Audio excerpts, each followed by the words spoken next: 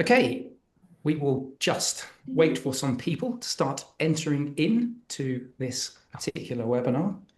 Hopefully we're getting some people join us, and it's not just the four of ourselves. If you are logging in at the moment, you might see a screen which says Less Stress Part 3 Beyond Launch. And if you're here for our webinar, our LACE Partners webinar, you have come to the right place.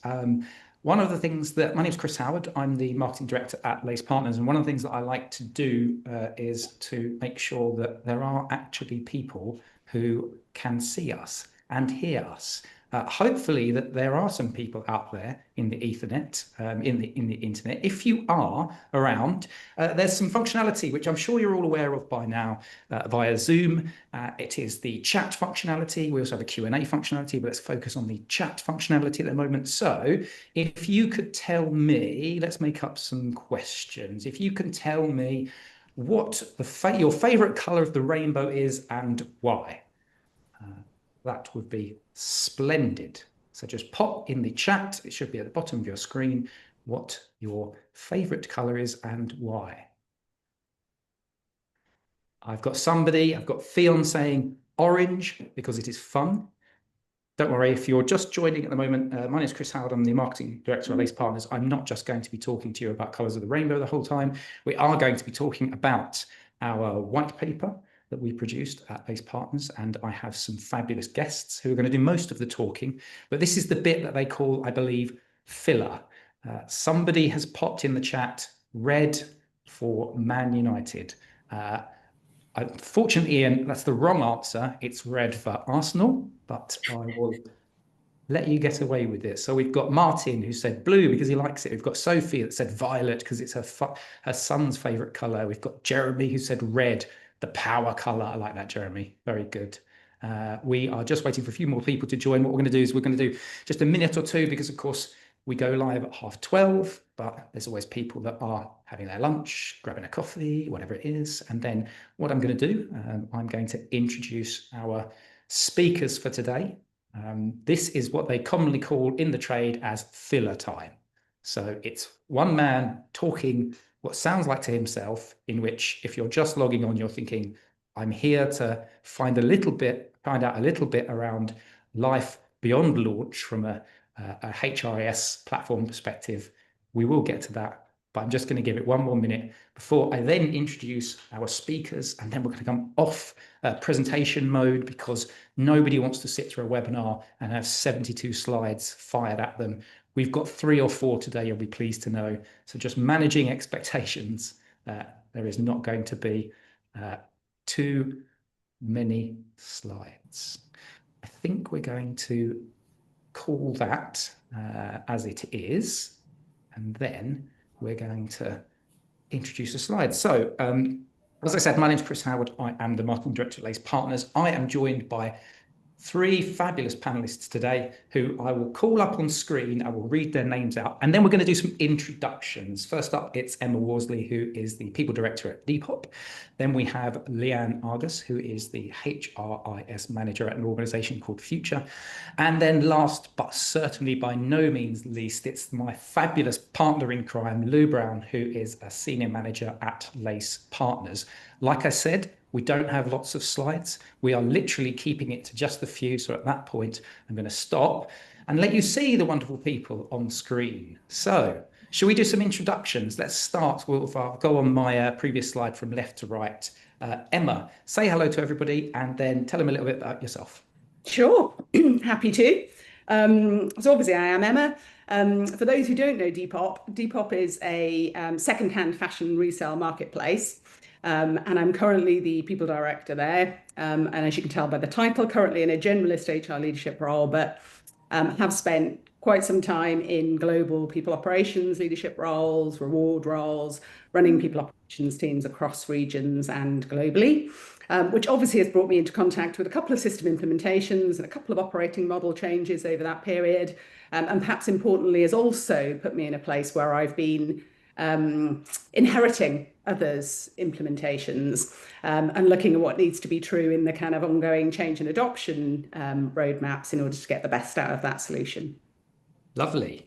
Leanne, you're next. Come on down. Hello, everyone. I am Leanne. As mentioned, I'm the HRIS manager for Future, or perhaps better known as Future Publishing, which does focus on magazine publishing, but also has some business in the comparison markets. I have been within human resources now for over 10 years in a variety of roles, from generalist capacity to operations. So I've lived on kind of both sides of the fence, because now I am responsible for systems administration here at Future. But because of my experience on both sides of the people side and the system side, and being a part of those implementations and various HR projects and project management, I have a unique ability to translate requirements from that people perspective into system functionality, and helping that to be a bit easier to understand for the business and the stakeholders involved. Lovely. And talking about two sides of the fence, Lou, you've done it. You've done it both. You've been with us on the consulting side, but you've also been on the business side as well. So tell us a little bit about your background. So I joined Lace Partners 2 years ago. Prior to that, I hadn't been in the consulting world. So I spent probably the last 10 years prior to that delivering kind of HR transformation programs, but often that was split with kind of a program hat and also a BAU people operations hat. So sitting on the kind of HR leadership team and leading the people operations whilst delivering kind of the program, whatever system that may be. So Dayforce, SuccessFactors, Oracle being most of those. And I also co-authored the white paper, which we're kind of talking about today, which is why I have the privilege of sitting on the panel with Emma and Leanne. So welcome to everyone tuning in. Yes, welcome indeed. And you just saw me, I'm acting as the prop man right now. I showed the third of our white papers, which that's the premise of today, what we're going to talk about. But essentially, we've produced 3 different white papers, charting the journey really from that initial point in which you are looking at what technology you've got, and before you've even got to that prep stage. And that's the first one that we did, which was released last year. I'm going to hold that closer. The actual road to the cloud. Get my words out.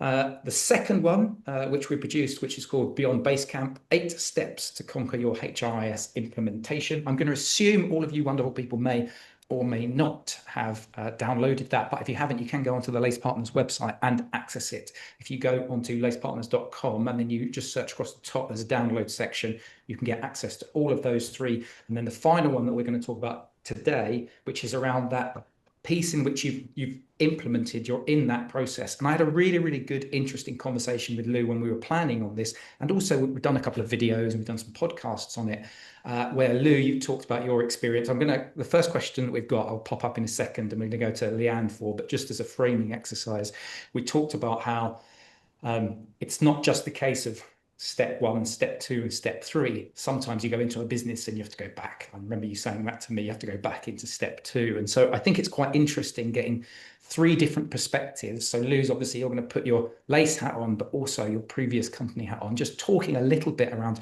some of your experiences. And the first one that we've got, if I just share my screen, hopefully everybody can see this. Just popping up. So we're going to go through these 4 questions, but of course we might spin off with other questions. So if you do want to ask a question as we're going, I'll be monitoring the actual chat box. So just fire your questions in there. I will record them and we'll try and get through as many as we can. Can I just check, wonderful panelists, you can see those questions, can't you? Because I've got multiple screens here. So You can. Wicked. Okay, so let's start off with, and Leanne, I'm going to go to you first for this. And then what I want is Emma and Lou, if you can kind of riff, if you like, off of some of the things that Leanne is saying. So the first bit, again, I'll broadly read it out for those people that might be listening rather than attentively watching every single piece of this. And don't worry, we're not going to keep this slide on. You'll actually see our wonderful speakers as well. After go live, Leanne, some of the biggest challenges you've had or what you've come across in your career and how you've actually overcome them as well. Sure. So, I think with any go live, there's a lot of focus on, the actual go live moment, the key lead up to releasing the product and having that adoption kind of when it hits the ground. But I think one of the biggest challenges is thinking beyond that initial launch, right? Is how do you continue that focus? You start to challenge things, face challenges like new system fatigue. They've heard about this for so long. Now I've got it. I'm done hearing about it. But you don't want to lose kind of that drumbeat of, what this is about, why you're doing it. You could potentially face that resistance, right? Okay, I was excited about it, but maybe it's not living up to expectations, or there's a lack of that realized benefit. And to this, I say, continuous feedback is key.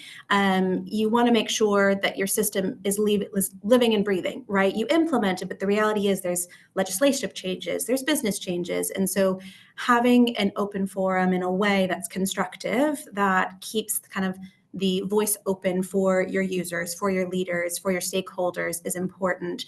I think the white paper talks about, right, defining your what success looks like, right? That benefits realization. I think you've got to have clear alignment and realistic expectations on what adoption will look like up front, and how perhaps this can also evolve over time, so that when you maintain these channels of key stakeholders, you can then keep this as an important part of your conversation and continue to progress forward. Because, as mentioned, there is an initial launch, but this is your system going forward. It is living, it is breathing. So how do you evolve with it, and how do you open those clear channels for communications that allows for the feedback to come back to your implementation or support teams, and then continuing to implement those enhancements as well in a constructive manner in alignment with your annual roadmap?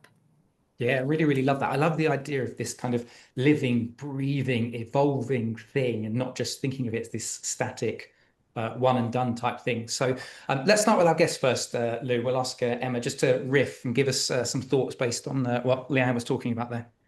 Yeah, I mean, I found myself nodding a lot of what Leanne said in terms of those kind of feedback loops. And in thinking about this in advance, I was also thinking about how we as people, professionals and owners of the system receive the feedback. I think sometimes we tend to dismiss feedback from users as change resistance. Oh, they just don't get it. They're just not using it correctly. They don't understand. And I think being really, really clear about the fact that you've been living and breathing this living and breathing solution for months. You've seen it show up in process maps. You've seen it show up in testing. You're quite invested in it. You're quite attached to it being successful. And you have a tendency to believe that anybody who thinks differently is wrong. And I think there's real risk associated with that. I think there is a difference between genuine user feedback and change resistance, but I think they're hard to distinguish. They're quite blurry.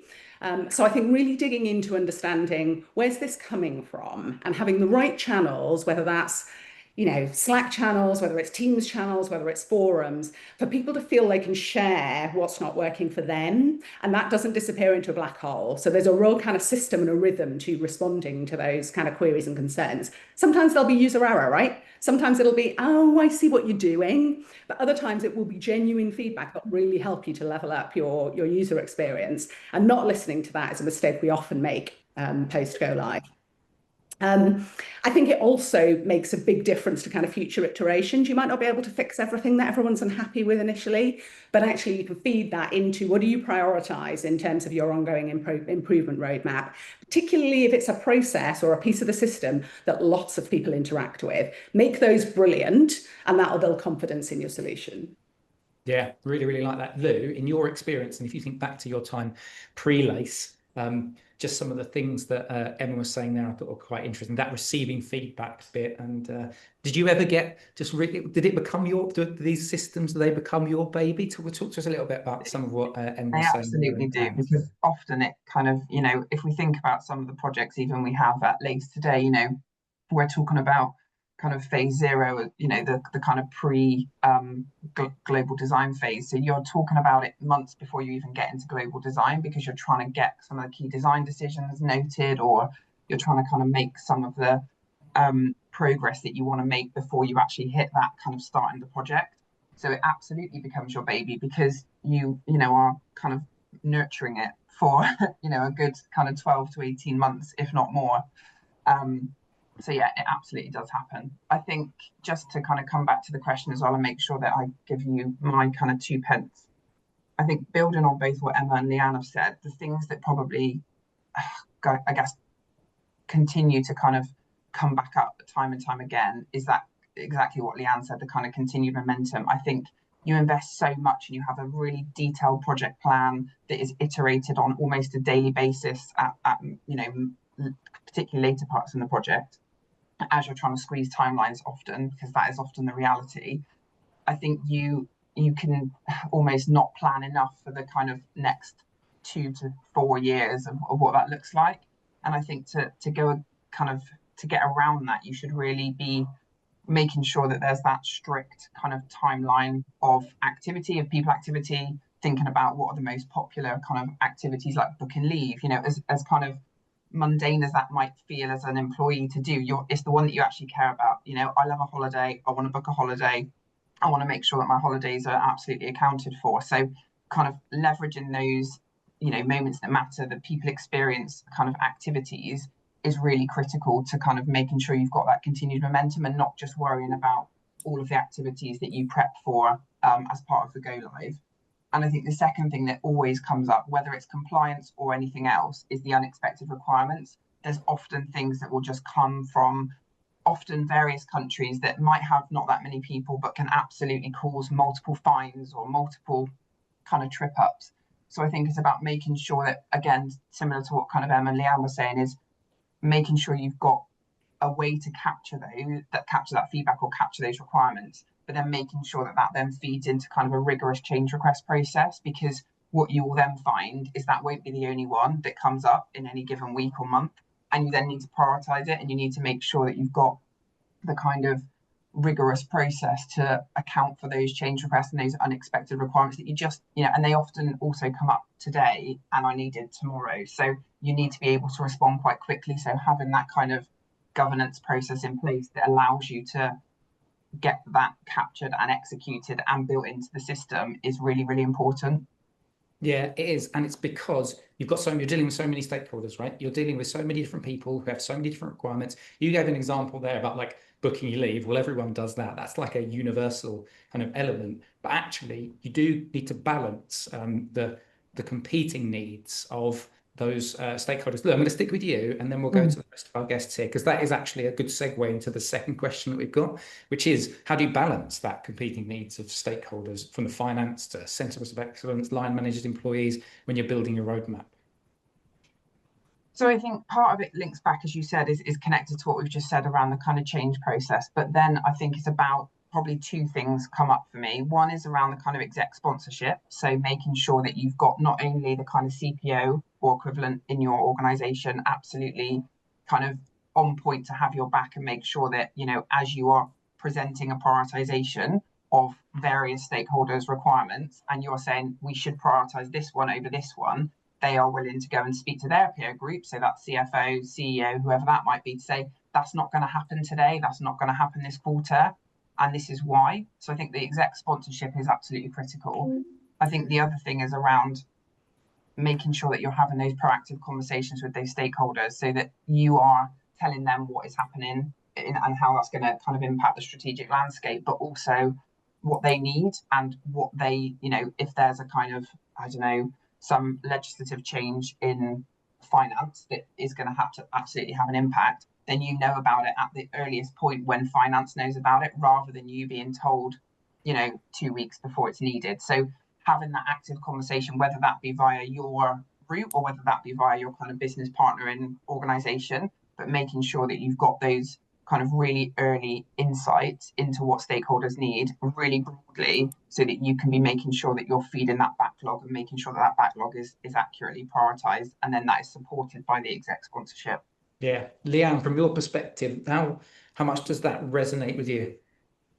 I mean, when I think about what Louise has just said, I think I nodded the entire time. It's you can't just leave an open door, right? You have to have some boundaries when it comes to prioritizing these. But what's key is having a key decision maker. So who is that exec sponsor that's going to help balance that line, when you feel like you can't write yourself, or perhaps you need a bit more support behind you to kind of stand by the decisions that you've put forward and the recommendations.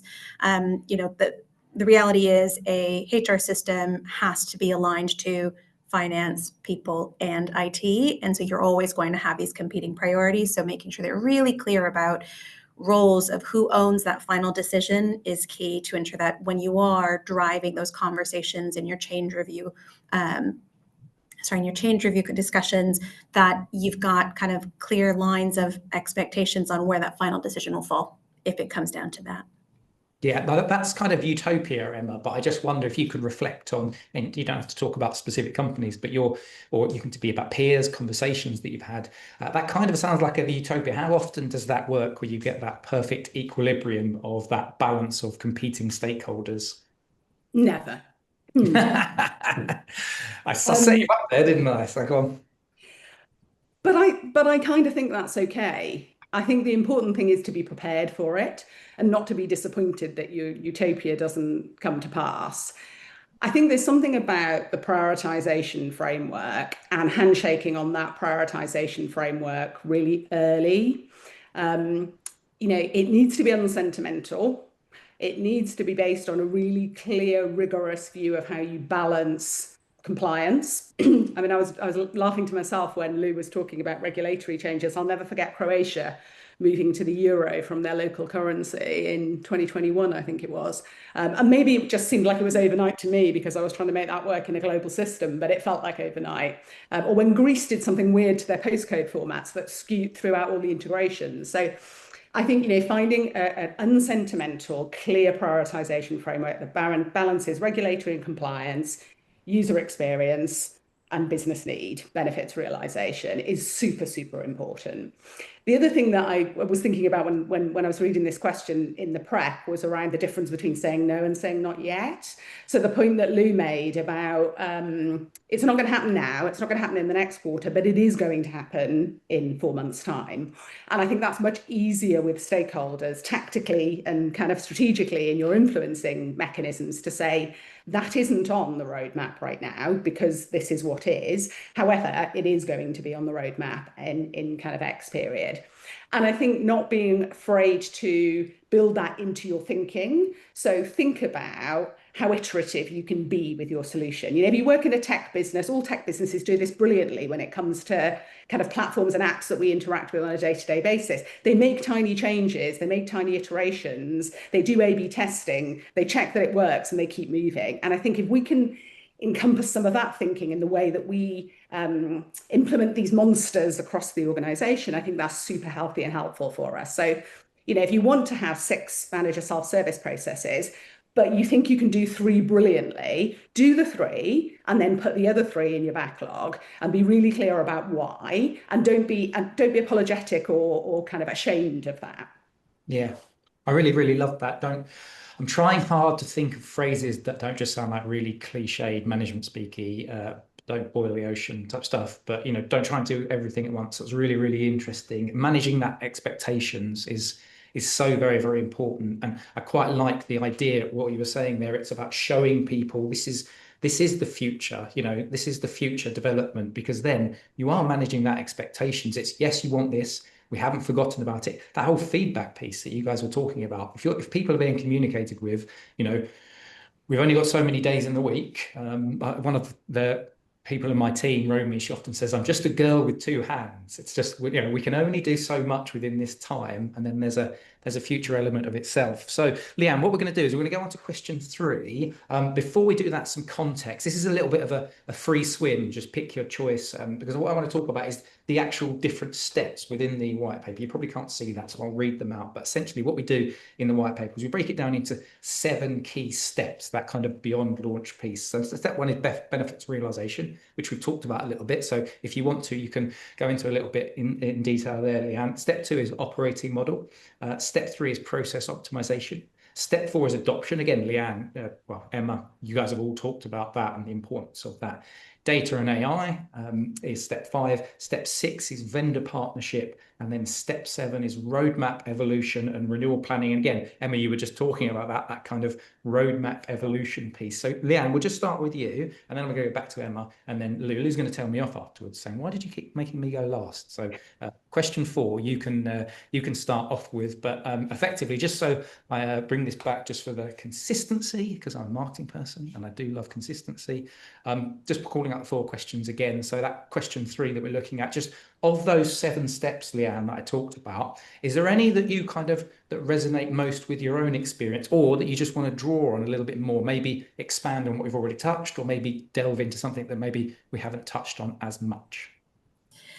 Sure. So when I read the white paper, kind of the pieces that really stuck out to me and I think are really relevant for me today, even in the role that I play here at Future, is about having a clear operating model, but not only for your people processes, but really thinking about how this system fits into that, but also how do you then support the system within that team? Because every organization is going to be different. The way that you're built, your actual build of your HR teams, your people teams, your IT teams, and who actually is responsible for what in that system, right? Do you have your people team as your frontline support and escalations go to IT? Do you have a hybrid model of both? But being really clear about who is responsible for what when it comes to support of the system, frontline queries from employees, to escalated troubleshooting of features within the system that you're using, or, again, managing those enhancements and what do you look at next and those upgrades that you get, right? Those quarterly,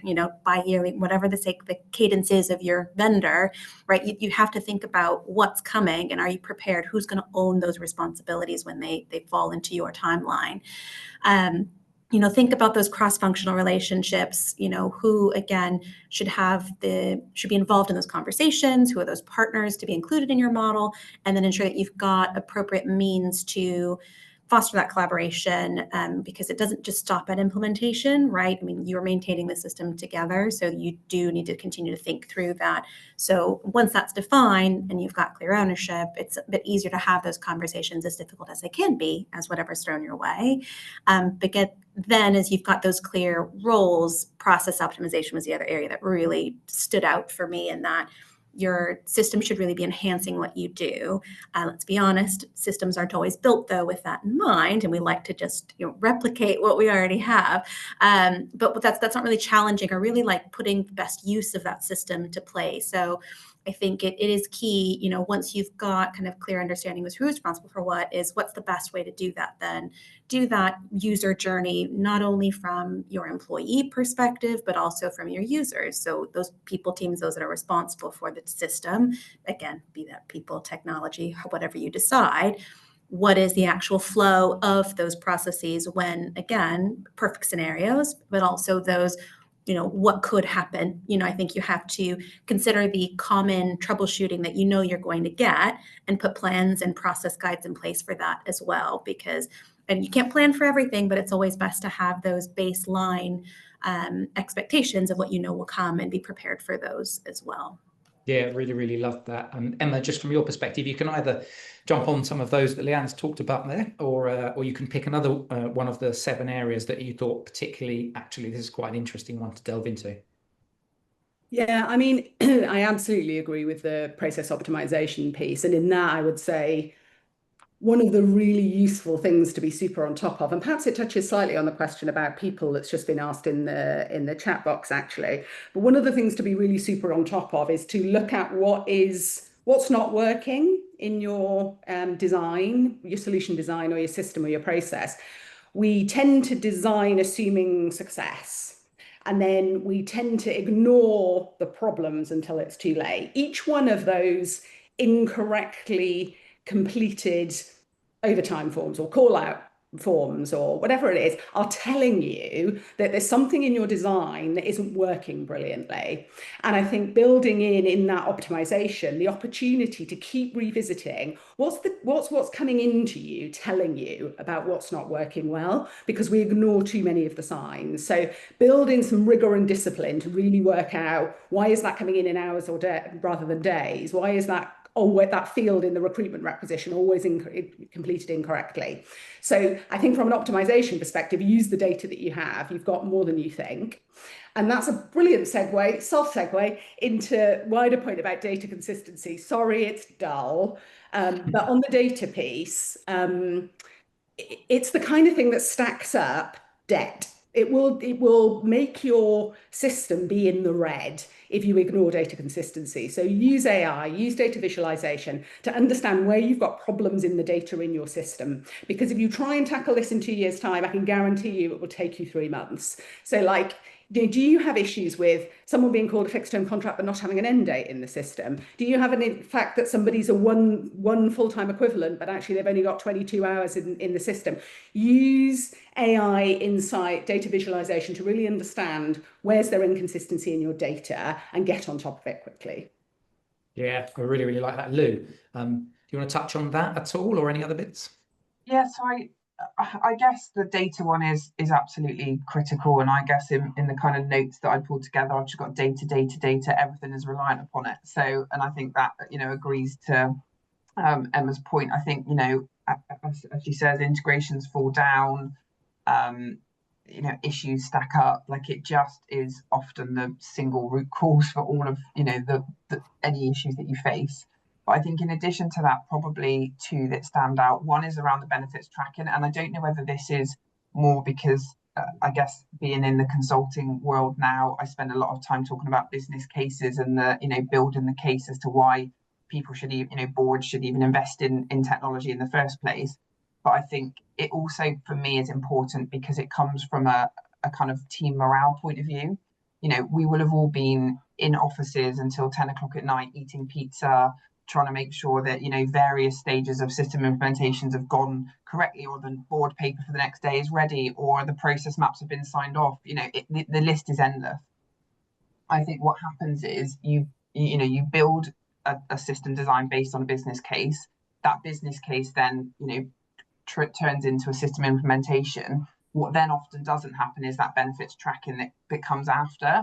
And so you don't then have like the proof to kind of evidence the value that you have sought, because that value doesn't come on day one, right? It comes over the next 3 years. The return on investment is never a day one return on investment. So I think don't underestimate that, the evidence of actually the value that you and your project team have built, and the BAU teams as well, and actually use that dashboard or whatever, you know, form you create that in, to also, you know, give the team that will still be either in BAU roles or kind of the remaining project roles, to say, look, you know, we are seeing the value. These data points are going in the right direction. And it also obviously then evidence back to the board when you need more money, which always happens, and you need, you know, money to more investment to get additional functionality, or you know, bolt on apps that, you know, enhance the kind of big system that you've put in. So I think that is critical. And then the other thing is the, you know, the automation and AI piece that is changing on an, you know, in an hourly basis. So I think having the right people in the right teams that are connected as a single project team, so whether that's a kind of AI and automation lab, or however you want to set up that collective, but making sure that you've got people to, you know, purely focus on where you can leverage that AI and automation technology, whether that's within the technology product that you've implemented, or, as I say, the kind of bolt-on surrounding activity kind of tech that often will help to make sure that, you know, the business users and the business as a whole get the best overall ecosystem, I think is also really important to me. Yeah, I really liked what you said about the whole value realization piece. And again, shameless plug alert time. Last week we launched a white paper which looked at HR's role in business-wide transformation. And of course, this is not what we're talking about today, but in it, one of the things we do talk about, broadly speaking, as a HR thing, is when you are putting forward your business case, it needs to be a constantly evolving thing. You need to actually be able to evidence and demonstrate ROI, not at the point in which you're saying, I want this money, and then a year, 2 years, 5 years down the line, I need some more money for something. It's if you've got 6 or 7 data points or points in time in which you're able to say, look, this is the value, this is done. You're building your business case as you go, which I think is really, really interesting that you were talking about that benefits tracking piece. We've got about 25 minutes left. We've got 4 or 5 questions that have already come in. We're going to try and do those at the end. We may end up semi-repeating some of the stuff that we talked about, but just kind of as an opportunity to bring it to a close for those Q&As. We'll do that in the last 5-10 minutes. But we've got one final question I just want to call up on screen. That's not a word. Screen. Before we then get you guys to talk about it, and then we'll go into the Q&As. I've got a QR code as well, which will be our final slide number 4, which you can then just take a picture of on your camera phone if you want to just access to be able to get a copy of the downloadable copy of the report as well. The final bit is more like I feel like I want to call this the war stories question maybe, and I'll call it up on screen. Bear with me 2 seconds. So yeah, the question is around, and we'll start off with you, Lou, and then we'll go to Emma and then Leanne, the considerations, impacts, lessons learned that you think you've got that could help people on others' journeys. Like, what's the things that you've learned, which is, oh, if I could rewind, if I could go back in that Back to the Future style DeLorean and tell my past self this, what would you say, Lou? The one thing I didn't mention, which I probably should have in the last question, was around the relationship with the tech vendor and also the SI. I think that is essential to make sure that you get it right at the point you select them. So make sure that you listen to your gut feeling around the people that are in that relationship. Of course, people leave organizations, right? That group of people will change. But I think it's important to have kind of a really good both culture fit in terms of the business that you are and the business that they are, because that can differ depending on the vendors and the SIs. And I think what that then will allow you to do, which is the point I want to make in this question, is be brave and challenge those people, because there is often many ways to skin a cat. You do not need to do like the tech vendor or the SI will come with a solution to a problem that you present them. But if that doesn't sit well with you for whatever reason, then ask them if that's the only way, and ask them if there's multiple ways, because there often will be. And in my experience, the first way is not always the best way. So and I guess having that relationship, a good relationship, both at the start and all the way throughout, really allows you to go, come on, like, really, like, that is not, like, one, that costs a lot of money, or actually that is going to take a lot of time, or that is a really dirty, messy workaround that I do not want my people to have to navigate. So I think making sure that you really challenge those partners that you have, and that obviously relies on that really solid relationship, is critical. So I think, don't do what you're told. Absolutely go back and be prepared to have those challenging conversations. Yeah. That's the first one. I think the second one is, what will always happen, well, in every tech implementation I've ever done, the kind of investment in comms and change will always be challenged throughout, because they will always try and use that pot of money for something else. When I say they, I mean, I've been a kind of decision maker on all of these, and I've had to ask myself this question. Always overinvest in change and comms, because that is the critical kind of activity or investment of money that will allow your user group to change their behaviors. How you design the system won't change their behaviors. Well, it will help if it's intuitive, but it won't be the thing that necessarily allows or enables and helps those user groups come to terms with the fact that they've got to do something that they did yesterday or for the last 20 years if they've worked in a manufacturing plant and don't use a mobile phone, which is often a problem, to then like making them use a self-serve app on a mobile phone. Like, that investment is essential.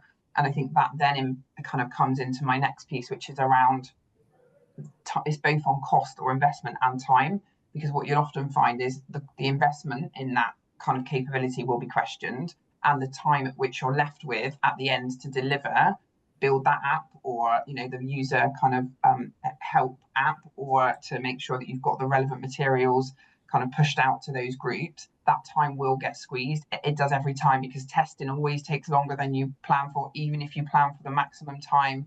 So always make sure that you hold strong. And if you need to, if you have and you need to change kind of the go live date, then sometimes it is better to do that, to make sure that you've got that, because otherwise you invest all this time, all this money, and you go live and then no one uses it. And there is nothing more soul destroying than that feeling. So I think making sure that you really hold true to that, because ultimately you need that user behavior to change, and that is ultimately what will kind of really make that happen, I would say. Yeah, I really like that. So Emma, from your perspective, I'm giving you a TARDIS to get in and go and speak to your previous self and talk to yourself about things or lessons learned. I mean, I'll hop on Lou's point about resourcing, change and comms. Everything I think that I've said today about feedback loops, about seeing the holes in what's coming in and really mining into that to understand what needs to look different and what needs to change is really important on an ongoing basis. So it's not even just crunching the time before you get to go live. It's how do you have a sustainable, embedded way of working through those feedback loops and really working with users around what needs to be different, what do they need to change. And I say in that, and this is a sad fact, like, don't assume anyone's ever read anything that you've communicated. You know, the chances are managers will not have read it. They probably won't click on the help text links. They may not open the little question mark on SuccessFactors. All of those things that we build in because we think managers will read what we write, they probably won't. So kind of have that as an underlying assumption and think about what you can continue to do post go live that will embed some of those new behaviours. I think the follow your gut point Lou made is brilliant with regard to vendors and implementation partners. It's also true of the solution. Like, my gut told me our international transfer solution that we built in a previous organisation I worked with wasn't going to work, and it didn't work. So listen to your gut, both in solution design and in terms of what your vendor and your implementation partner is telling you. Watch out for the fact that people teams tend to be staffed by really, really helpful people. So we have a propensity to want to help, even if that means helping our leaders to work around the systems we've had in place. Now, I'm not suggesting we punish people. I'm not suggesting that we beat, you know, this really should be a carrot, not a stick. But find spaces, safe spaces, to enable your people to speak up about where they see workarounds happening in the business, where they see white glove services that you haven't designed into your solution happening, where people are helping around the process or the system, senior managers, because they just want to. And then a couple more. This is more of a kind of solution design than a system piece. But if you have service centers, particularly if they're outsourced, make sure that you have people who know the solution design like the back of their hand around your agents post go live. Because if you've got a third party providing your service, they will tell you everything's all right, even when everything isn't all right. And you might be all right at tier 0 and tier 1, but you will find this big bulge at tier 2 where your service issue log is stacking up, your tickets are stacking up. Your agents don't know what to do with it, but nobody will tell you because they want to please you because they're a third-party service provider. So make sure you're really, really hands-on involved with the service centres. And then finally, my favourite, obsess over your integrations, particularly if you've got an ATS that's different to your core HRIS and a payroll system that's different to your core HRIS. These are things that will definitely trip you up. So obsess over your integrations, keep obsessing over your integrations, make sure that you know who in IT and who in the people team are going to be responsible for that. And don't just fix each issue as it comes. Try and understand what's the root cause of those issues in your integration so that you're not papering over the cracks and you're solving the problem for the long term. So they'd probably be my TARDIS advice to myself.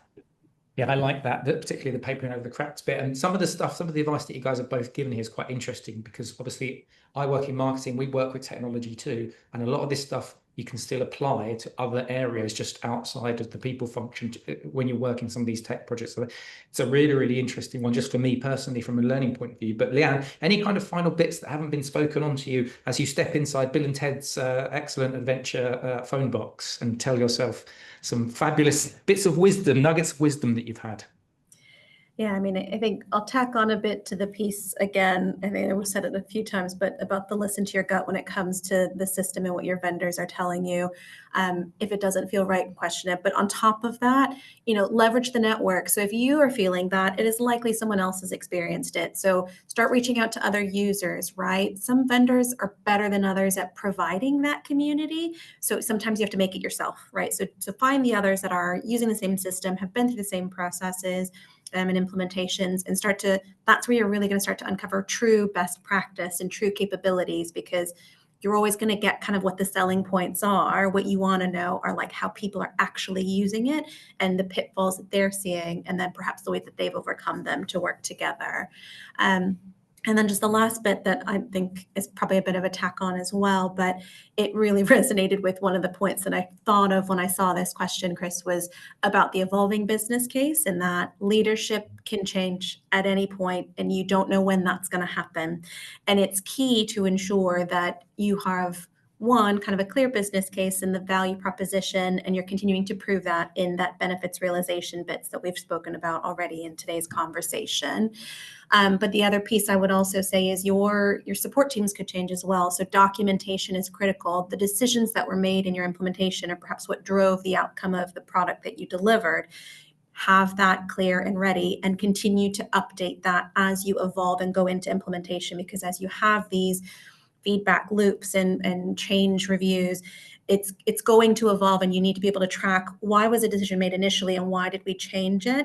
Because as others come into the organization, again, be that leaders, be that your support function, be that part of your people team, you need to be able to show that evidence of what drove what you're seeing in the system when these issues do start to arise. You can start to truly uncover what the issue is, rather than, as Emma mentioned, put a Band-Aid on a situation. It's that documentation will help you in the long run. As much as it seems like it's tedious, it is critical to make sure that you can maintain the system afterwards as well. Yeah, that Band-Aid reference, and obviously, Emma, you mentioned it as well. I'm just smiling to myself because the amount of times where that's happened within businesses that I'm working in, whether it's a CRM, whatever it is, and you have so many workarounds that you can't work out what the original system was. Yeah, I've certainly seen that before. I'm just going to call up on screen. As I promised, just for a few minutes, we're going to go into a bit of Q&A. So I can assure you our wonderful panelists are still here. They're just behind this wonderful slide here. So if you want to scan that and get access to the paper itself, you can. I'm going to go through some of the questions. Emma, I'll come to you first. It's a question from Sophie. It's around any advice on how to promote manager self-service in a currently hands-off organization. You can all take that though. So if somebody says, I've got something, then please feel free to jump in. But Emma, any kind of thoughts from that? Yeah, I mean, I mentioned it a little bit earlier on around iteration. So if you have 10 processes you want to be manager self-service, it may well be wise to start with a few that you feel really confident in, you can describe really effectively, and you can see the change case. So it'll make a big difference to the manager's lives to be able to do that. So I think that's the first thing. The second thing is, watch out for the helpful HR people putting a kind of shadow organization in. So actually a manager goes to try the self-service process, it doesn't work for them, and the HR person does it for them. So try and think about what kind of solutions could bridge that gap. So how could you help managers with those processes without someone doing it for them? And even in big organizations, we've done things like agent screen shares, etc., which allow managers to be walked through the process if they need to be. Obviously you want to design it as intuitively as you can. And then I think the final thing is, don't be afraid to, what I just said about helpful HR people, don't be afraid to parallel run. So we've done this recently in my current business around leaving the old operating model in place and having the new solution, and do some kind of A/B testing, basically work out which one works quicker, which one works more effectively, what are the gaps in one, why are people still choosing the other one, and then take a bit of a beat before you switch off your old channel. So it can be tricky to do that wholesale, but I think if you are iterating, you can do a little bit of that to get to the place that you need to be. So those would be my suggestions. Love it. Lou, any sort of builds on that? Again, just a reminder, it was around, and I guess the question is to you, in your experience in previous businesses, Lou, like, have you ever worked in businesses where you're trying to promote that manager self-service in an organization that's a little bit more hands-off? Yeah, definitely. And I think it probably was the link to the kind of manufacturing plant and that kind of thing earlier, because I think where I've had manufacturing or warehousing, they've been particularly kind of I guess hands-off and also not interested. So not even just hands-off, just have no interest in kind of that self-service, because they're busy doing a physical job. So they don't even have access to kind of computers and technology devices that would allow that. So it makes it, you have that additional layer of complexity. But I think the main thing that has helped me, both actually in my client side roles and also in consulting, is asking them. And I don't mean, that sounds so basic, but they will find things painful, those managers. So, arrange focus groups. There's technology solutions that you can go and do kind of mass surveys or mass questionnaires. Ask them where it is painful, and then that will also feed the point that Emma made around kind of what are those top 3 processes that are either high volume and used often, or are the most painful ones that if you can get that right, then you've got, people are bought in. So then they're bought into that kind of the other processes that you're then going to change. So I think don't underestimate actually asking those managers what they find really difficult, because even if someone's doing it for them, the amount of conversations I've had around raising a requisition in recruitment, for example, over the years, where it doesn't matter if the HR person is doing it and the manager is hands off, it will take them 3 months to get a job live, or whatever that time may be, when actually if you can sell the story that says, if you do this yourself and we make it easy for you and it takes you 2 weeks, would you rather that than you go and get X person in the people function to do it and it takes 3 months? Often if you can do the combination of fixing a painful process and the kind of sell of it will be quicker if you do it yourself, then that, and the other, you always then can rely on the analogy around, you do it on your banking app, so why is it not okay to do, it's always that kind of, you do it in real life, so why is it not something you want to do in the employment kind of life and experience? Yeah, I always feel like this is the difficult one, Leanne, when you get these sort of questions and you're the last one to go, because everyone else has said everything. So we don't shame on this webinar at Lace Partners. So you are free to say, well, they've said everything and stolen all of my points. But yeah, any kind of builds and that around that, or any of your past experience and working with those hands-off organizations. Yeah, I mean, I think this is always a bit of a challenge, especially when it's not, when you're going into manager self-service and it has been the practice before. I lean on a lot of what Emma and Louise already said, but it's iterative approaches. So don't start with everything. The big bang is difficult. And I think there's actually a question out there that I'm peeking at, Chris. I don't know if you mind if I bring it up, but I think— Let's do it. So the question is, and it's from Jeremy, it's how have the panel dealt with resistance to iterative approaches versus the big bang? So Leanne, go for it. Yeah, because I mean, I think, everyone wants it to be in and done. And that's the concern here, is that you really do have to think about that change curve. And realistically, how much are you asking of your managers with this change of process system all at once? And I think there's a real clear kind of value case that says less is more. We see micro learning is more effective than hour-long, trainings on full system functionality.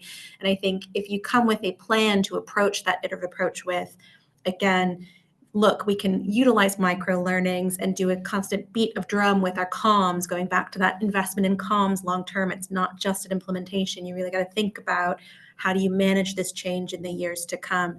And putting in lunch and learns, may that be, monthly, quarterly. Look at that data. What is it telling you about what people are having struggles with? What are the common queries coming into your support groups? Put that highlight as a focus in those training opportunities. That's the way to continue to show that you can support this iterative approach without needing everything to be up in front. But I think you have to be really clear about, again, setting that expectation that this is what we can deliver now. This is why we're going to deliver this now. Going back to that, these are the processes that take us the longest. These are the most important to our people. And then we can start to evolve with it. And again, this goes back to what Emma mentioned earlier. In 4 months' time, 6 months' time, then we can start to tackle this, and just having really upfront and clear conversations about why, we're doing what we're doing. Yeah, absolutely. So I'm going to move on to another question, unless you guys have any burning kind of, oh, yes, I'd like to build on that. I would. You know what? I looked at you and I thought, she wants to say something. So crack on. A couple of really small things. First of all, I think people in the business sometimes think iterative means half-baked, or it means that we're going to be asking managers to run different processes if they're in different countries, for example. Or does that mean we're not going to have all the data? You can't do data migration really iteratively. So I think it's about being really clear about what you mean by iterative and how that shows up and what it looks like and what the experience is going to be. Because I think there are quite a lot of unhelpful associations with iterative, because iterative and big bang are not opposites. So I think it's just getting into the conversation about what are they worried about? What are your stakeholders worried about? And how can you convince them that that is not a problem of whether you're iterative or not. It's a different concern that they've got nagging them. Yeah, lovely. Lou, you talked as one of your pieces of the 7 that you wanted to bring up, you talked about data and AI. We've had a question that's coming, which is, I feel like I need you to take and then let the other guys riff off it, given that this was your soapbox moment. But it was Fiona saying, why don't you think data is taken seriously when embarking on these HRIS implementations? I feel like you've kind of touched on some of that, but just as a bookend towards the I said podcast. We're not doing a podcast, Chris. We're doing a webinar today. But yeah, towards today's webinar. I think because it's hard, if I'm really honest, I don't think it goes much deeper than that. I think that, you know, the landscape of the technologies often that you're coming from, you know, in kind of recent times, we've had people with 154 technologies or 74 technologies, or, you know, any number in between or beyond that is a kind of the source systems. And you've got to get all of those source systems extracted, transformed, and loaded into a new system, right? That is what data migration is. That is no easy job, and people are paid a lot of money and have, you know, significant skills to do that. So it is hard, and I think it's not that it's, I think it is always taken seriously, so I'm not necessarily sure it's not, but I think people almost try and bury it under the carpet as something that can be done differently or easier, and I just don't think there is that solution. I mean, you know, with AI and automation tooling, there is lots more kind of these days than, you know, when we did this 10 years ago. Like, there's way better ways of doing it now, but it still isn't easy. You've still got to translate, you know, a format of data over here to a format of data over here 74 times to get to, you know, the single input that needs to go into the system for one field. Multiply that by thousands of fields. Like, it's not easy. So I think it's probably more, rather than not taken seriously, I think it's that people are a bit terrified of it, and understandably. So I think it's making sure that you've employed the right people and gathered them together from the right places. So you will likely have data experts in IT. You will likely have data analysts and experts in HR or people functions. You will likely need those from your partners or your, you know, technology vendors themselves. Like, group those people together, get all of those really, really sensible brains and very clever brains in the same room often, and make that work. And nourish those people and give them whatever they need to make sure that it is taken seriously and it's managed in the best way. Love it. Leanne, from your perspective, that kind of view on data, and as Lou said, do you just see it as it's just really hard? Yeah, I mean, I completely agree. And I guess just to add perhaps some insight and from experiences I've had, I find when you're coming from an organization that already takes data very seriously, you're going to have those right people. You're going to know that you need to put importance to that part of the project. But you sometimes will have a business where all of their data was everywhere, and just having it in one system is a win. And that integrity in that point, it hasn't been correct to date, so I'm less concerned about it going into the system. I think it's the perspective in which you go into the project that can shape perhaps the way that it's approached.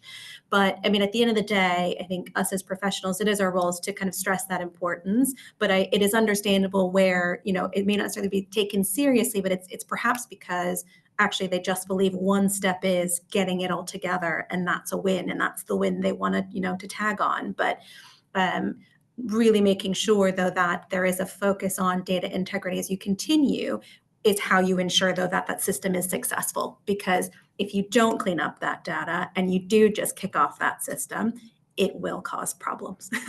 I think we all know that here. Yeah. Oh, you're on mute, Chris. I've done it. I nearly went the whole hour without getting on. So final minute, and just Emma, just kind of final points on that data piece and how why it's not taken seriously was the question. Yeah, I mean, I think it is taken seriously. I agree with Lou that it's hard, and I agree with Leanne that it's not a zero-sum game. It's not a you have to get it all right now.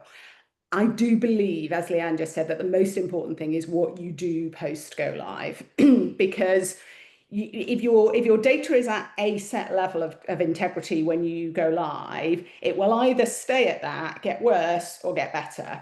And in my experience, the vast majority of the times it gets worse for a while. And the reason for that is that the people who are actually responsible for transacting in the system are often not the people that see the implications of incorrect data, or they do, but they don't make the connection. And this is true in organizations on pretty much anything, is that the people who are BAU day-to-day accountable for data integrity are not the same people who see the implications of it going wrong.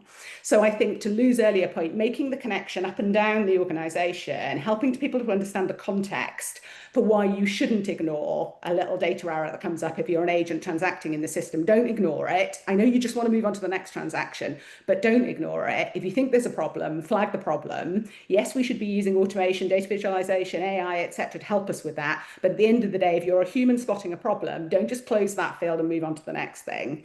So I think it's like making the connection between the problem in the data and the implications and the impacts. Yeah. 100%. We are out of time, unfortunately. What I'm going to do is just share on screen again that link. Absolutely brilliant getting Emma and Leanne to join Lou and myself today. So Emma, thank you very much for joining us. Thank you. And Leanne, lovely to have you on. Thank you for having me as well. And Lou, as always, brilliant to get your perspectives. Lou and I actually did a video where we talked about some of the different elements of this, which is on the Lace Partners website. We did a podcast as well with Fionn, which we went through some of those elements. So just go into the insights section, you can find it. Lou, thank you very much. Thanks, guys. Lovely to see you all. And thanks, Emma and Leanne, for joining us. It's been great. It's been absolutely lovely having everyone on there. Hopefully you've enjoyed it as much as we've all enjoyed recording this webinar today. It will be on demand on YouTube eventually. But for now, thank you very much. And hopefully we're going to see you soon on our next webinar. Thank you very much. Goodbye.